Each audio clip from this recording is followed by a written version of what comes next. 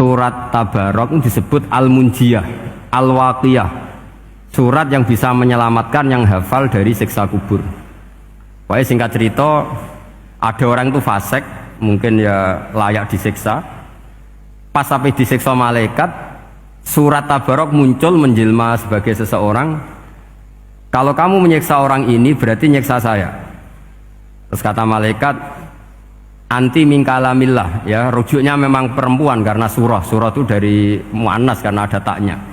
Anti min kalamillah, kamu ini termasuk kalamullah. Wa ana akrahu musa'ataki, tentu aku nggak berani menyiksa kamu. Ya terus berdebat kata malaikat, ini orang nggak benar, ini orang fasik, saya harus mukuli dia. Kata surat Tabarok, sak fasik-fasiknya aku itu neng atine, kena nyiksa dekne nyiksa aku. Wahnya debat karena nggak ada mahkamah konstitusi. Terus walhasil terus malaikat bilang gini, ya sudah kita lapor kepada Allah Subhanahu wa taala. Lapor, akhirnya surat Tabarok ini cerita ke Allah, ya Allah, ini orang setiap kali datang ke saya dari sekian surat-surat yang ada di Quran, orang ini milih saya, yang dipelajari ya saya, yang dihafalkan juga saya. Ini kata surat Tabarok kepada Allah. Jika orang ini hafal saya tidak ngefek ke dia untuk tidak disiksa, maka mendingan saya tidak termasuk kitabika, saya tidak termasuk Quran saja. Wong jadi Quran orang iso nyafaati. Terus kata Allah, lho kowe kok emosi, kata Allah. Ya harus emosi dong Gusti. Masa wis dadi Quran kok gak iso nyafaati sing hafal. Terus kata Allah, wis pek aman. Makanya terus banyak orang ngapalkan surat Tabarok. Ya ini sekaligus ijazah nih. Untuk meradam kemarahan malaikat niku apal surat Tabarok. Syukur-syukur apal 114 surat.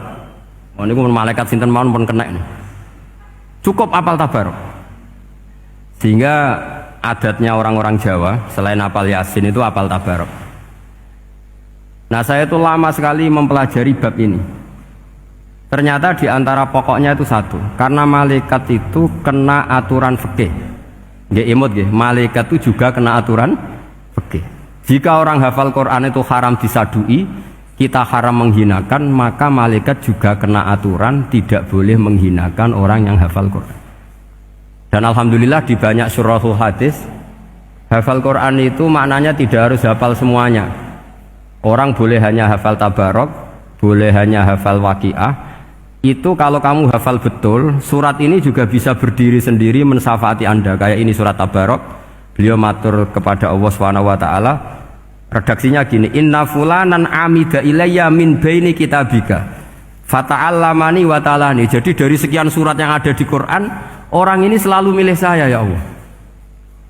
Jadi gampangannya surat Tabarok, wong saya diprioritaskan orang ini, kok saya dingin-dingin saja ketika mau jenengan siksa, ini enggak fair. Apa gunanya saya sebagai kalamullah, sebagai kalamuka ya Allah, kemudian enggak ngefek kepada orang ini.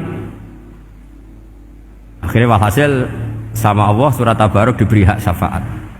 Makanya akhirnya semua ulama ijma yang bisa mensyafaati itu adalah satu Quran, dua Rasulullah SAW, ketiga orang-orang soleh dan seterusnya. Surat Tabarok disebut Al-Munjiyah, Al-Waqiyah, surat yang bisa menyelamatkan yang hafal dari siksa kubur. Pokoknya singkat cerita, ada orang itu fasik, mungkin ya layak disiksa. Pas sampai disiksa malaikat, surat Tabarok muncul menjelma sebagai seseorang. Kalau kamu menyiksa orang ini berarti nyiksa saya. Terus kata malaikat, anti min kalamillah, ya rujuknya memang perempuan karena surah itu dari muannas karena ada taknya.